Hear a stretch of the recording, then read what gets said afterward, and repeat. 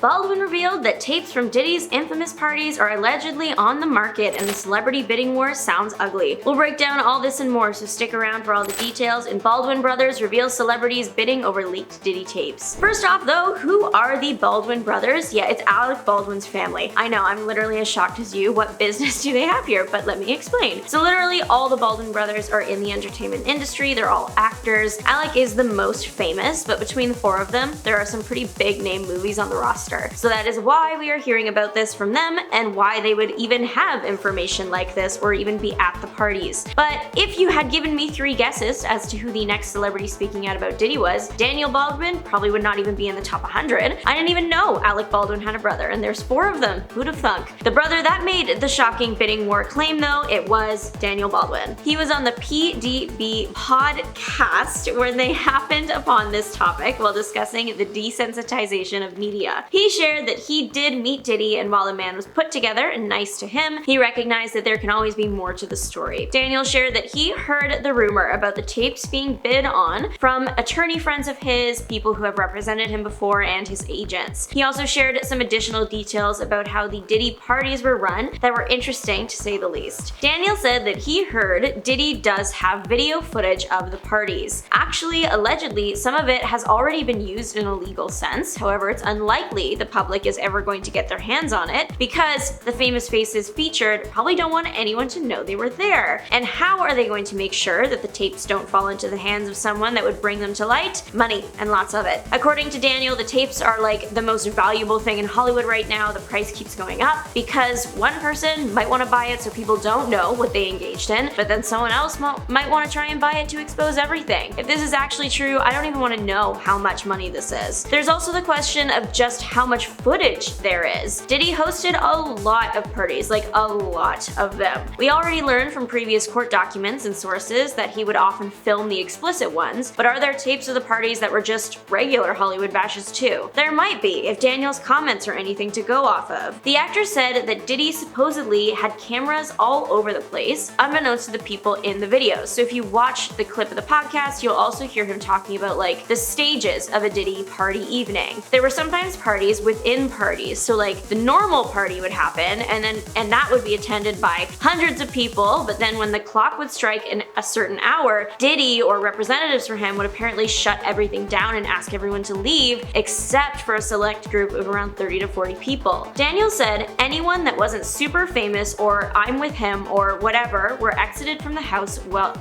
you were gone. This is really interesting to hear his alleged first-hand account because it actually conflicts with some previous reports of the way these parties went down. Some news publications have reported in the past that by the time we get to a state where the untoward events are happening, the big names would have already left the party, like in the case of Diddy's 2005 VMAs after party. It was attended by big names like Paris Hilton, Eva Longoria, Mariah Carey, and more. According to the US Sun, in the early morning after the party switched from a nightclub to Diddy's mansion, the famous names had already left, and the party had turned into a Diddy freak-off. Alleged footage from the later half of that party shows Diddy wearing the same outfit he had been wearing in the VMA's party pics, which shows how those two events were tied together. Previously to this Baldwin confession, people would say that just because celebrity A was at the first party doesn't mean they were at the later activities, but now, according to his confession, that might not be completely true. Daniel's story is making it sound like the last people at these parties would be the big names, and everyone else was asked to leave. Of course, how many famous names exist in Hollywood? There is still a high chance that many celebrities never engaged in the freak-offs and did just have a good time on the dance floor. Daniel Baldwin's comments about how people would go around the party at a certain hour and kick anyone out not famous enough does also back up the theory and allegation that Diddy's freak-offs were often carefully planned out events. Allegedly, the victims of the freak-offs were primarily unwilling participants, often given substances that would cloud their judgment just to get them in the room and keep them there. Freak-offs have been reported to have happened in Diddy's home or other properties, and some accounts recall hotel rooms being rented on occasion. The reported length of these parties ranged, but some sources claim that they could last days. And allegedly, by the end of those extra long, horrible experiences, sometimes the victims would require IV fluids to recover. Short form, these alleged situations sound awful and taxing, and it's clear that while sources say everything was carefully planned out, little thought was given to the well-being of the actual victims. Why Diddy would film all of this can be chalked up to a few reasons. Maybe he would view them after, or maybe he wanted the assurance that no one would say anything. Hard to publicly condemn someone and keep your status if you're or sat next to the accused in video footage. For the victims of the events, they were often, not always, but many of those with cases open against Diddy aren't that powerful in Hollywood. Whether they are small-scale celebrities or just a regular person at the wrong place at the wrong time, just the idea of trying to take down someone with more public favor, money, and access to assistance than you is enough to keep your mouth shut. Participants were also allegedly blackmailed so they would keep quiet after, or even to just get them in the room. Some people claim to have been warned that if they said anything, something bad would happen to them or their loved ones. The participants were allegedly forced to intimately engage with each other, or if there were big names there, to service them. People want to know who were the celebrities that took part in the parties. Did they help put them on? Who was in that group that Daniel Baldwin claimed was left behind after the party was shut down? Every famous person that has ever breathed next to Diddy is currently under a social media investigation. Daniel further went on speaking on the business aspects of wanting to keep the tapes hidden. If a celebrity is pictured in one of these videos, depending on who it is, there can be a lot riding on that. He used the example of LeBron James because of that one video that has recently resurfaced in which LeBron said, "There's no party like a Diddy party." As the YouTube comment section said, this quote, "aged like milk." But using Daniel's example, if LeBron was shown in an explicit video, he's not the only one affected. He has a bunch of brand deals and owns companies, he has people that work for him. Him being on a tape would cause all that to come crashing down. Not that he was actually in any of the videos, obviously I'm not saying that for certain. Like Daniel Baldwin also said about his claims, I don't like to say things that I know unless I see it, but this is a good example of why people might be willing to pay so much for the tapes. Sure, maybe the price is high right now, but losing $20 million now to keep your name in the dark versus losing everything when your name comes out, the choice suddenly looks like a no-brainer. I mean, there was a really easy thing though that everyone could have done from the start that would make sure nothing like this happened, and that was to not engage with someone without consent in the first place. But tens of millions, that's a lot of money, and Diddy is in jail right now, so who would even get the cash if it's being exchanged? About this, Daniel said, "I don't buy for a minute that he's going to prison without getting out of here somewhere and stashing $2 billion or whatever. I think he has that kind of power." So he's implying that if this bidding war is happening, either Diddy or someone very close to him is just like tucking it away. Is it because he's confident he'll walk free? Is it because he believes he won't walk free and the cash will take care of his family while he's behind bars? Maybe it's to pay for legal fees and lawsuits. Literally, who knows? The podcast host did ask Baldwin if what was happening during the restricted sections of Diddy parties was under lock and key too, or if the stories were shared throughout Hollywood. Baldwin confirmed that he did hear things from attendees, and this isn't really new information. Many people have shared that the events of a Diddy freak-off were Hollywood's worst kept secret at times. Baldwin also shared though that the unique thing to Diddy bashes is that at a certain hour, someone would allegedly go around literally kicking out anyone not famous enough, and then the doors getting locked with only 30 to 40 extra famous people left over. Yeah, that would get people talking. What an odd situation. Of course there'd be chatter and gossip and rumors. But like Daniel Baldwin said, it's going to be interesting to see what happens from here. But what do you think? Let us know, and if you want more celebrity gossip to fixate on, check out Red Flags and Jay-Z and Beyonce's marriage and no one noticed. Thanks for watching. Bye!